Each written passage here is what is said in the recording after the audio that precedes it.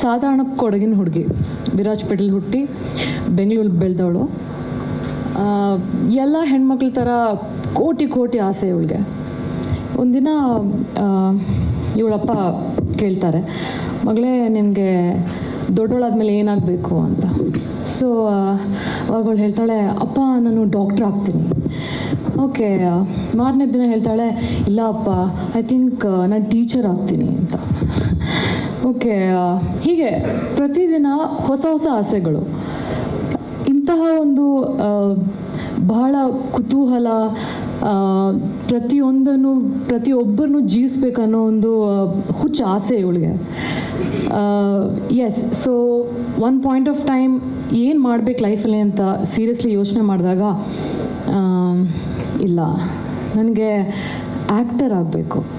S, ನಾನೊಬ್ಬ ಕಲಾವಿದ ಆದರೆ ನಾನು ಪ್ರತಿಯೊಬ್ಬರನ್ನು ಜೀವಿಸ್ಬೋದು, ಪ್ರತಿಯೊಂದು ಉದ್ಯೋಗನ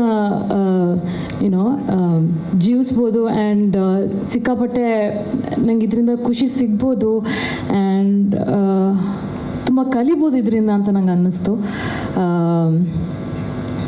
ಎಸ್, ಸೊ ಈ ಸ್ಟೋರಿ ಬೇರೆ ಯಾರ್ದು ಅಲ್ಲ, ಕೋಟಿ ಸಿನಿಮಾದ ನಟಿ ಮೋಕ್ಷ ಕುಶಾಲ್ ಅನ್ನೋ ಸ್ಟೋರಿ. ಇದು ಕೋಟಿ ಅದು ಹೇಗೆ ಶುರು ಆಯಿತು, ಹೇಗೆ ಮುಗೀತಂತಲೇ ನನಗೆ ನಿಜವಾಗ್ಲೂ ಗೊತ್ತಾಗ್ತಿಲ್ಲ. It's like a dream come true ನನಗೆ. ಐ ನೋ ಪ್ರತಿಯೊಬ್ಬರು ಇದೇ ಹೇಳ್ತಾರೆ, all actors, but I think ಇದು ನನಗೋಸ್ಕರ ಅಂತಲೇ ಬರ್ದಿರೋಂತಹ ಒಂದು ಸಿನಿಮಾ ಅಂತ ಅನಿಸುತ್ತೆ. Yes, thank you so much ನನ್ನ ಇಡೀ ಕೋಟಿ ತಂಡಕ್ಕೆ. ಪ್ರತಿಯೊಬ್ಬರು ಒಂದು ಕಿಚ್ಚು, ಒಂದು ಹುಮ್ಮಸ್ಸಿನಿಂದ ಕೆಲಸ ಮಾಡಿದ್ದಾರೆ, ಅದು ಚಿತ್ರದಲ್ಲಿ ಕಾಣುತ್ತೆ. ಆ್ಯಂಡ್ ನನಗೆ ಈ ಪಾತ್ರ ಹೇಗೆ ಸಿಕ್ತು ಅಂತ ಹೇಳಲೇಬೇಕು. ನೀವು ನಿಜವಾಗ್ಲೂ ನಂಬಲ್ಲ ಇದನ್ನ. ನಾವೇನು ಅನ್ಕೋತೀವಿ, ಹೀರೋಯಿನ್ ಅಂದರೆ ತುಂಬ ಗ್ಲ್ಯಾಮರಸ್ ಆಗಿರಬೇಕು ಅಂತ. ಸೊ ನನಗೆ ರಾತ್ರಿ ಒಂದು 10:30-11 ಗಂಟೆಗೆ ಈ ಥರ ಫುಲ್ ಊಟ ಎಲ್ಲ ಮಾಡಿ ತಲೆಗೆ ಎಣ್ಣೆ ಹಾಕ್ಕೊಂಡು ನನ್ನ ಪೈಜಾಮದಲ್ಲಿ ಟಿ ವಿ ನೋಡ್ಕೊಂಡು ಕೂತಿದ್ದೆ. ಈ ಥರ ಕಾಲ್ ಬಂತು, ಒಂದು ಸಿನಿಮಾ ನಡೀತಿದೆ, ನನಗೆ ಅದು ಟೈಟಲು ಗೊತ್ತಿಲ್ಲ, ಈ ಥರ ಒಂದು ಸಿನಿಮಾ ಇದೆ, ದೊಡ್ಡ ಸಿನಿಮಾ, ನನಗೆ ಆಡಿಷನ್ ಮಾಡಿಬಿಟ್ಟು ಕಳಿಸ್ತೀರಾ ಅಂತ.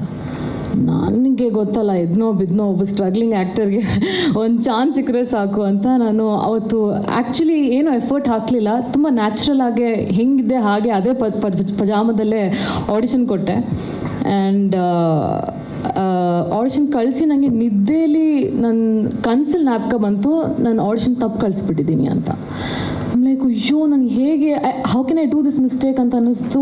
ಬಟ್ ಆಮೇಲೆ ಅನ್ನಿಸ್ತು, if something is meant for me it will come ಅಂತ. ಆ್ಯಂಡ್ ಮಾರನೇ ದಿನ ನನಗೆ ಕಾಲ್ ಬಂತು, ಹೀಗೆ ಡೈರೆಕ್ಟ್ರು ವಾಂಟ್ಸ್ ಟು ಮೀಟ್ ಯು, ನಿಮ್ಮ ಆಡಿಷನ್ ತೊಗೋಬೇಕು ಅಂತ. ಆವಾಗ ನಮ್ಮ ಅಪ್ಪನ ಕರ್ಕೊಂಡು ಹೋಗಿದ್ದೆ. ಫಸ್ಟ್ ಟೈಮ್ ಲೈಫಲ್ಲಿ ನನಗದು ಆಡಿಷನ್ ಥರ ಅನಿಸ್ಲೇ ಇಲ್ಲ. It was more of a workshop ಥರ ಅನ್ನಿಸ್ತು. ನನಗೆ ಯಾವಾಗಲೂ ಆಡಿಷನ್ ಮಾಡಿದಾಗ ಒಂದು ಕ್ಲಾರಿಟಿ ಇರುತ್ತೆ, ಓಕೆ ನಾನು ಚೆನ್ನಾಗಿ ಮಾಡಿದೆ, ನನಗೆ ಸಿಗ್ಬೋದೇನೋ ಈ ಪಾತ್ರ ಅಂತ. ಬಟ್ ಇದು ಖಂಡಿತವಾಗ್ಲೂ ಗೊತ್ತಿರಲಿಲ್ಲ ನನಗೆ ಸಿಗತ್ತೋ ಇಲ್ವೋ, ಚೆನ್ನಾಗಿ ಮಾಡಿದ್ನೋ ಏನೋ ಅಂತ. ಆ್ಯಂಡ್ ಎಸ್, ದೇವ್ರ ಮೇಲೆಲ್ಲ ಭಾರ ಬಿಟ್ಟಿದ್ದೆ. ಆ್ಯಂಡ್ ಎಸ್, ಐ ಥಿಂಕ್ ಎಲ್ಲೋ ಒಳ್ಳೆ ಕೆಲಸ ಮಾಡಿದ್ದೀನಿ ಅನಿಸುತ್ತೆ. ನನಗೆ ಈ ಒಂದು ವಂಡರ್ಫುಲ್ ಆಪರ್ಚುನಿಟಿ ಸಿಕ್ತು. ಅವತ್ತು ಲುಕ್ ಟೆಸ್ಟ್ ಕರೆದ್ರು ಆ್ಯಂಡ್ ಐ ಪರ್ಫಾರ್ಮ್ಡ್ ಆ್ಯಂಡ್ ಎಲ್ಲರಿಗೂ ಇಷ್ಟ ಆಗಿ and finally I got this role. I am very very very very thankful for everything. And yes, also ನಾನು ಹೇಳಲೇಬೇಕು, ಧನಂಜಯ್ ಅವ್ರಿಗೆ ಕೋಟ್ಯಾಂತರ ಫ್ಯಾನ್ಸ್ ಇದ್ದಾರೆ. ಆ ಕೋಟ್ಯಾಂತರ ಫ್ಯಾನ್ಸಲ್ಲಿ ನಾನು ಒಬ್ಬಳು. ಸೊ ಸ್ಟಾರ್ಟಿಂಗ್ ಈ ಥರ ವರ್ಕ್ಶಾಪ್ ಇರುತ್ತೆ ಅಂತ ಹೇಳಿದರು. ತುಂಬ ನರ್ವಸ್ ಆಗಿದೆ, ಇವಾಗಲೂ ನರ್ವಸ್ ಆಗಿದ್ದೀನಿ. ಸೊ ಬಟ್ ನನಗೆ ಆ ಸ್ಟಾರ್ ಫೀಲಿಂಗ್ ಜಸ್ಟ್ ಅವ್ರು ಮೀಟ್ ಆಗೋವರೆಗೂ ಅಷ್ಟೇ. ಹೀ ಈಸ್ ಆ್ಯಕ್ಚುಲಿ ಕೋಟಿ. he is a common man. He's very down to earth. ತುಂಬಾ ಸರಳ, ತುಂಬಾ cheerful, friendly.